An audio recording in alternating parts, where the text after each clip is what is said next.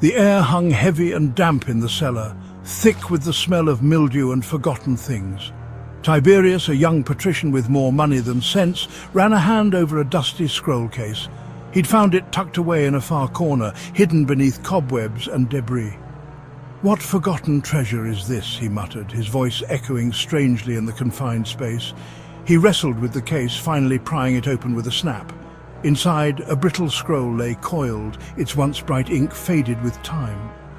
Unfurling it carefully, Tiberius brought the lamp closer, his eyes widening as he began to read.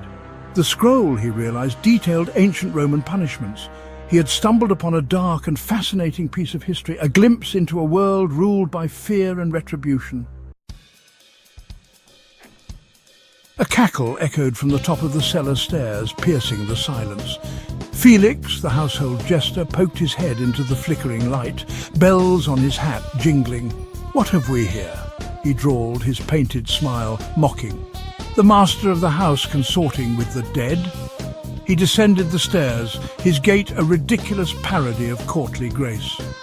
Tiberius, still absorbed in the scroll, barely acknowledged him. "Listen to this," he breathed, his voice hushed with morbid fascination. He read aloud, his Latin clear and precise, about a punishment called Poena Cullei, the punishment of the sack. A condemned man sewn into a leather sack with a dog, a viper, a rooster and an ape, then thrown into the Tiber. Felix's smile faltered for a moment, replaced by a flicker of genuine unease. But it was gone as quickly as it came, replaced by a mask of exaggerated horror. Perhaps we should stage a reenactment. Felix's forced laughter died in his throat. "A reenactment, master?" he squeaked, his voice cracking. He eyed Tiberius warily. The man had a look about him, a glint in his eye that spoke of mischief, of something bordering on madness. "Imagine it, Felix!" Tiberius exclaimed, already caught up in the macabre potential. The poor soul sewn into a sack with a menagerie of beasts, the dog snapping, the viper hissing, the rooster crowing its head off. Felix forced a smile, his bells jingling nervously. "A fine jest, master," he said, his tone strained. This was no longer harmless amusement.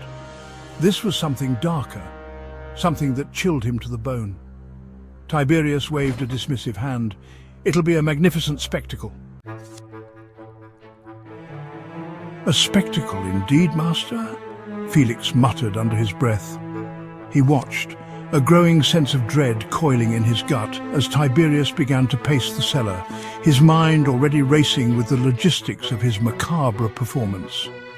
Felix knew better than to question his master directly when he was in such a mood, but this was madness. Even for Tiberius, a man known for his outlandish whims, this was a step too far. "But master," Felix ventured, his voice carefully neutral, "what purpose would such a display serve?" Tiberius paused in his pacing, fixing Felix with a sharp look. "Purpose?" he echoed, his voice dangerously quiet. "To remind ourselves of the glorious brutality of our ancestors, to laugh in the face of death." The next few hours were a blur of frantic activity. Tiberius, seized by a manic energy, directed Felix and a handful of bewildered servants as they set about transforming the cellar into a stage for his gruesome play. A large, sturdy sack was procured from the stables, its rough fabric smelling faintly of hay and horse sweat.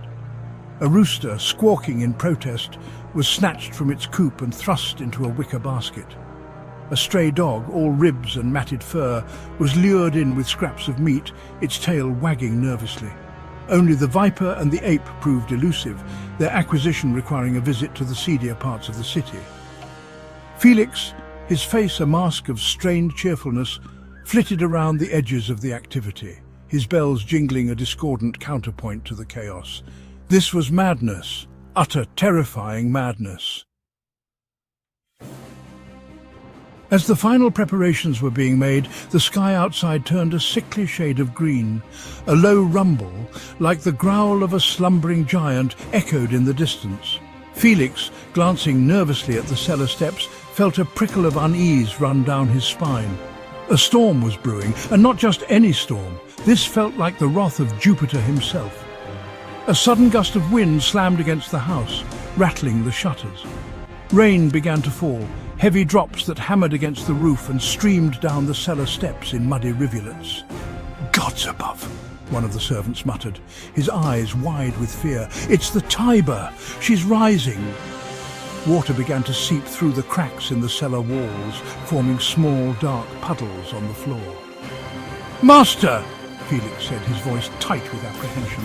"Perhaps this performance could wait for a less tempestuous evening?"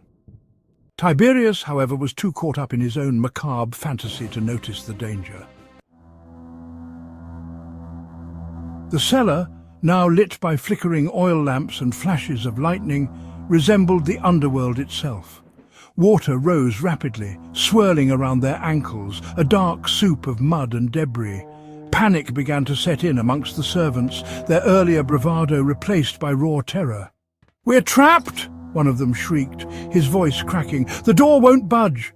Tiberius, his face pale but his eyes still alight with manic energy, stumbled towards the sack.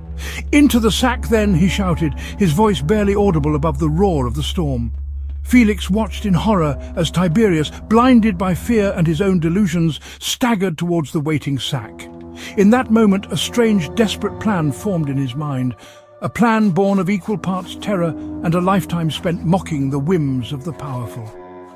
As Tiberius reached the sack, his foot slipped on the wet stone floor. He fell heavily, his head striking the edge of a wooden chest with a sickening thud. He lay still, his eyes staring vacantly at the ceiling. "Master!" Felix whispered, his voice barely a tremor in the roaring chaos.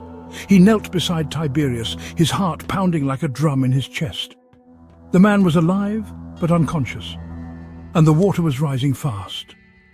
Felix looked from the unconscious form of his master to the waiting sack, a strange, hysterical laugh bubbling up in his throat. With a strength born of desperation, Felix dragged Tiberius towards the sack. He wrestled the limp form inside, grunting with the effort. The storm raged for 3 days, turning the Tiber into a raging torrent that swallowed everything in its path. When the waters finally receded, they left behind a trail of destruction and debris. Amongst the wreckage, villagers discovered a strange and unsettling sight, a large sodden sack bobbing gently in the muddy water near the riverbank. Painted on the side of the sack, almost obscured by the grime, was a crudely drawn face, a face contorted in a silent scream, its eyes wide with terror. Whispers of the Jester and his master, swept away by the flood, spread like wildfire through the villages. Some pitied them, victims of a cruel twist of fate. Others, remembering Tiberius's cruelty and Felix's mocking laughter, saw it as a fitting end. The true story, lost to the storm and the swirling currents of the Tiber,